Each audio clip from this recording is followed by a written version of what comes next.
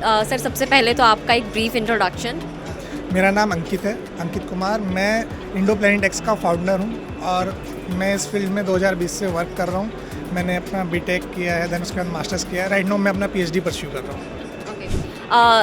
थोड़ी देर पहले जब हम लोग बात कर रहे थे, आप बता रहे थे कि आप इंडियन आर्मी में थे, उसके बाद देन ये स्टार्टअप, एक तो इंडियन आर्मी से स्टार्टअप एंड दैट टू ऐसी टेक्नोलॉजी का, सो बहुत इंटरेस्टिंग लगता है। वो स्टोरी के बारे में मैं आपसे जानना चाहूँगी। मैम, जब बात आती है ना किसी बेसिक चीज़ की, एक्चुअली मैं एक ऐसी फैमिली से हूँ, फार्मर फैमिली, ज़्यादा इन्फॉर्मेशन नहीं थी। और इंजीनियरिंग बैकग्राउंड के अंदर जब आदमी एंटर होता है तो उसे पता होना चाहिए उसे करना क्या है। लेकिन मैं ऐसा स्टूडेंट था जिसे पता ही नहीं था कि इंजीनियरिंग क्या है। ओके, सो मैं रुड़की गया, मैंने एक प्राइवेट कॉलेज से अपना बीटेक कंप्लीट किया। उसी बीच में मैं थोड़ा इलेक्ट्रॉनिक्स पार्ट्स, क्योंकि मेरा ब्रांच था electronics and communication engineering, robotics, इन चीज़ों में मेरा इंटरेस्ट था। बट मेरा मेन एम था कि मुझे इंडियन आर्मी ज्वाइन करना है। मुझे हम लोग यूपी से हैं तो हम लोग क्या सोच रहे थे कि यार इंजीनियरिंग ठीक है लेकिन मेन फोकस वही रहना चाहिए।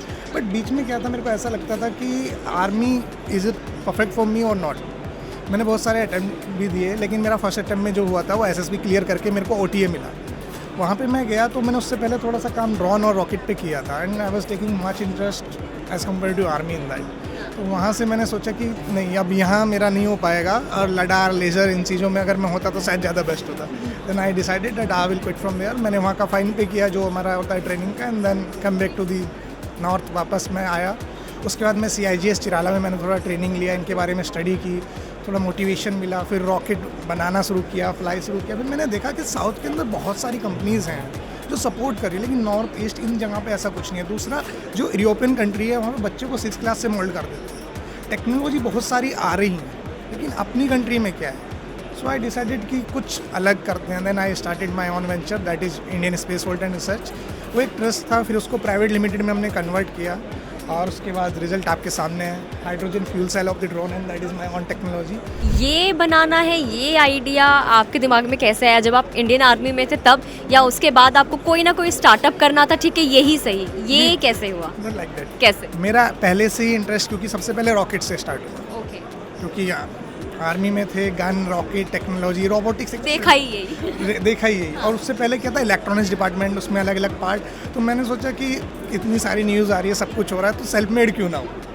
और उसके बाद जैसे रॉकेट लॉन्च किए, धीरे धीरे लॉन्च करने के बाद 3 किलोमीटर एल्टीट्यूड का अपना रिकॉर्ड बनाया। फिर उसको अभी ब्रेक किया, जैसा कि मैंने आपको बताया कि हमारा रिकॉर्ड है अब।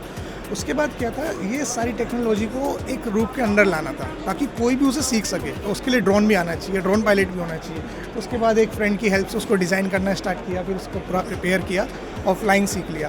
फ्लाइंग होने के बाद एक और प्रॉब्लम थी कि बैटरी, या फिर हमारे पास डिफेंस के लिए इसका क्या सपोर्ट हो सकता है। धीरे धीरे जैसे जैसे वर्क करते गए, इनोवेटिव आइडियाज़ आते गए, वी कंप्लीटली डिड इट। अभी राइट नाउ आपके कितने प्रोडक्ट्स हैं, क्या क्या इनोवेशन है जो आपने की है? मैम, अभी राइट नाउ मेरे पास 2 इनोवेशन है, बिल्कुल न्यूली इनोवेशन। दैट इज़ हमारा लिक्विड प्रोपल्सन इंजन, जिसका पेटेंट प्रोसेस हो गया है, और हाइड्रोजन फ्यूल सेल, जो हम बैटरी रिप्लेस कर रहे हैं और हाइड्रोजन फ्यूल सेल लगा रहे हैं ड्रोन के अंदर। और उसके बाद कुछ और हमारे इन्वेंशन है जिन पे हम काम कर रहे हैं, जैसे मैंने बताया डिफेंस के लिए स्पेशली, ताकि हम इंडियन आर्मी को कुछ इस तरीके के ड्रोन दे सकें जो हमारे जो पैराट्रूपर्स हैं, हमारे सोल्जर्स हैं, उनकी जगह बॉर्डर पे फाइट कर सकें एज लाइक अदर कंट्रीज़। एक पूरा सिक्योरिटी डेवलपमेंट कह सकते हैं, हम वॉर जोन बनाना चाहते हैं अपनी कंट्री के लिए। ये जो आपने ड्रोन बताया, ये आपने बताया कि एग्रीकल्चर पर्पस के लिए है। ऐसे और भी स्टार्टअप्स हैं और भी कंपनीज़ हैं जो एग्रीकल्चर के लिए ड्रोन बना रहे हैं। इसमें क्या अलग है, क्या इसकी यूएसपी है? फर्स्ट इसकी यूएसपी ये है, ये कम्प्लीटली मेड इन इंडिया है। हमने इसमें जो इसका कंट्रोलर है उसके अलावा कुछ भी परचेज नहीं किया, कंट्रोलर मोटर के अलावा। इसको कार्बन फाइबर पे खुद डेवलप किया गया 3D प्रिंटर से, पहले डिज़ाइन फिर डेवलप। और उससे सबसे बड़ी स्पेशलिटी है, सब लोग बैटरीज पे ही काम कर रहे हैं। फ्लाइट टाइमिंग किसी की भी प्रॉपर नहीं आ रही है, तो हम लोग बैटरीज को रिमूव करके हाइड्रोजन फ्यूल सेल लाने वाले हैं। ये इसमें सबसे यूनिक है, जिसकी वजह से इसका फ्लाइट टाइम इंक्रीज़ होगा। तो यूजुअल जो ड्रोन्स होते हैं एग्रीकल्चर के लिए, उनका फ्लाइट टाइम क्या होता है और आपका कितना है? मैम, मेरा अभी बैटरीज़ की बात करूँ तो जो 25 kg पेलोड के जो ड्रोन है उनका 25 मिनट, 24 मिनट, ज़्यादा हैवी बैटरी लगाए थे तो हाफ एन आवर। लेकिन जब हम हाइड्रोजन फ्यूल सेल को पूरा प्रॉपर तरीके से इसमें इंस्टॉल करेंगे तो वो 6 आवर तक जाएगी फ्लाइट टाइम। यानी कि 25 मिनट से डायरेक्ट वो इंक्रीज़ हो गया 6 आवर्स तक। जैसे कि 100% इफिशिएंसी उसकी हो जाएगी।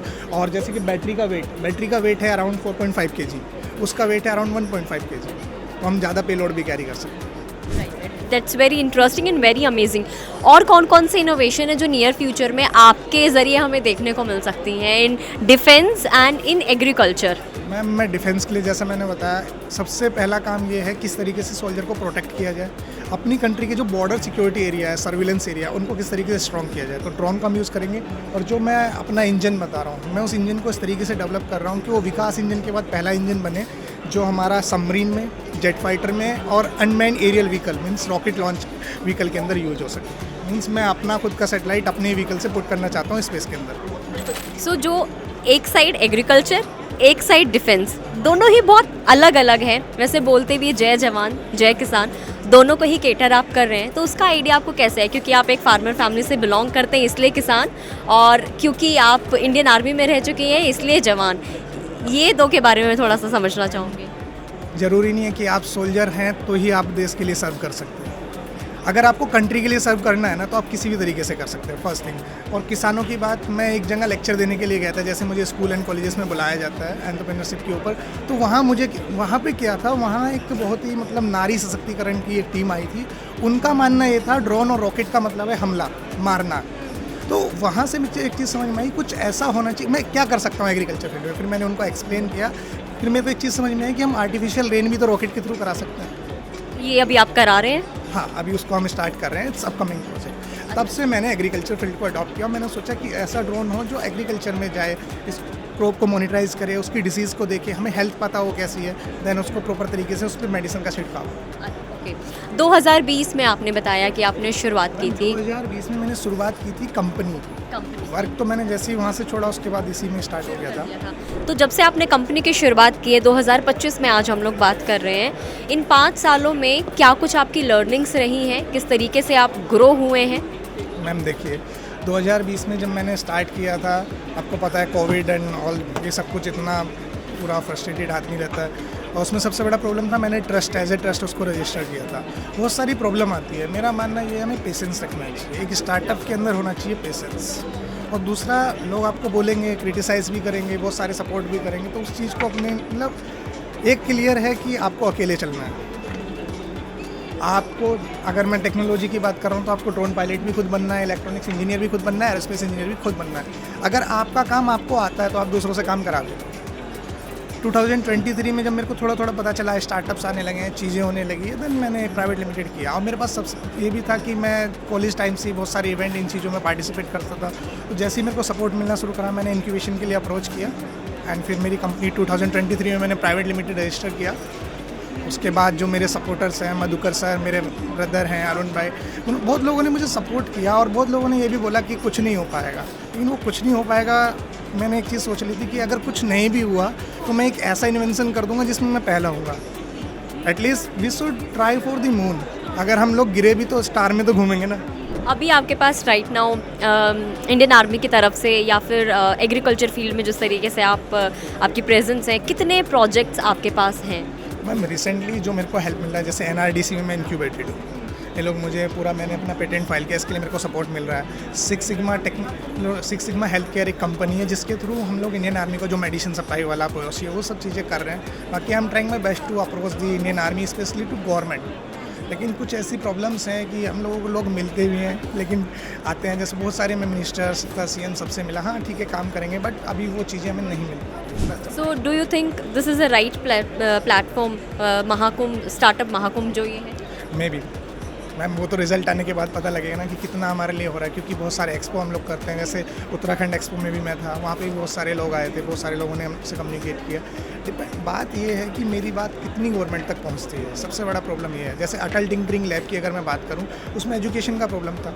ये चीज़ें भी तो वही हैं, बस इसको थोड़ा मैं हाई टेक्नोलॉजी में सिखा रहा हूँ, मैं एजुकेटर ही तो प्रोवाइड कर रहा हूँ। आप सोचिए, अगर एक डिस्ट्रिक्ट के अंदर 10 लैब है और एक लैब में 2 लोग लगने हैं, तो उनको ट्रेनिंग देनी पड़ेगी, लेकिन 2 लोगों को जॉब भी तो मिल रही है। मतलब हम वेल्थ भी क्रिएट कर रहे हैं, एम्प्लॉयमेंट भी जनरेट कर रहे हैं और स्किल भी डेवलप कर रहे हैं। तो इस तरीके की टेक्नोलॉजी मैं चाहता हूँ NEP जिस जब से आया उसके बाद गवर्नमेंट इन चीज़ों पे ध्यान दे, इस तरीके की लैब ओपन करने में हमें सपोर्ट करे। एटलीस्ट जो हमारे इंजन्स हैं, इन चीज़ों के लिए हमें गवर्नमेंट से सपोर्ट मिले। अभी आपको लगता है कि इंडियन गवर्नमेंट से कितना सपोर्ट आपको मिल रहा है और कितने सपोर्ट की आपको ज़रूरत है? मैम सपोर्ट की तो बहुत ज़्यादा ज़रूरत है, टू बी वेरी फ्रैंक। और सब बाकी अभी तक जो सपोर्ट मिल रहा है, मेरे पास स्टार्टअप इंडिया सर्टिफिकेट है, स्टार्टअप उत्तराखंड सर्टिफिकेट है, बस हमारे पास क्या है कि ठीक है आपका फ़ंड पास हो गया, लेकिन सिर्फ पास हुआ है, हम तक नहीं पहुँचता है। मतलब स्कीमें बन रही हैं लेकिन उन पर लीगली कुछ मेरे को नहीं लगता हो पा रहा है। इंडिया के स्टार्टअप इकोसिस्टम को किस तरीके से देखते हैं आप? सर मैं अभी रिसेंटली इंडिया स्टार्टअप इकोसिस्टम को इस तरीके से देख रहा हूँ कि स्कीमें बन रही हैं, सामने आ रही हैं, मगर रिजल्ट नहीं है हमारे यहाँ तक। रिजल्ट एक बोलते हैं ना, ज़मीनी स्तर पर रिजल्ट पहुंचना, वो ज़मीनी स्तर पे पहुंचने के लिए गवर्नमेंट को ज़मीन पे नहीं आना है। जो हमारा प्रॉपर प्रोसेस है, सपोज जैसे कि मेरे को स्टार्टअप उत्तराखंड ने बोल दिया कि हाँ ठीक है आपका सर्टिफिकेशन हो गया, पॉलिसी ये है कि जैसे ही हो गया उसके 1 मंथ के बाद से हमें एक अमाउंट मिलना चाहिए, सस्टेनेबल अमाउंट, वो हमें मिलना था, उसको भी 6 मंथ हो चुके हैं। अब इंसान अपनी तरफ से कितना स्ट्रगल करेगा, दैट्स अ मैटर। तो स्कीमें बननी नहीं चाहिए, उन पर काम होना चाहिए, एटलीस्ट स्टार्टअप को मौका तो दो। हम लोगों को आगे आने के लिए मौका नहीं मिल रहा। फिर लास्ट पता है क्या होता है मैम, ये मेरा अपना डिसीजन है, अगर सितंबर तक मेरे साथ कुछ नहीं हुआ, I will left the India. मैं इंडिया को लेफ्ट करके दूसरी कंट्री में जाऊंगा। बट यू शुडेंट, क्योंकि इंडिया को ऐसे स्टार्टअप्स की और ऐसी इनोवेशन की बहुत बहुत ज़्यादा ज़रूरत है। लेकिन मैम स्टार्टअप्स को भी तो गवर्नमेंट की ज़रूरत है, उनको भी तो सुनना चाहिए, उनको भी तो सपोर्ट करना चाहिए। बिल्कुल, वी रियली होप कि जो आपका ये मैसेज है, जो आपकी ये गुहार है, ये सरकार तक ज़रूर पहुँचे, और जो भी सपोर्ट की आपको ज़रूरत है, आप चाहते वो सपोर्ट आपको ज़रूर मिले। Congratulations for this innovation, for this startup, and all the best. Thank you.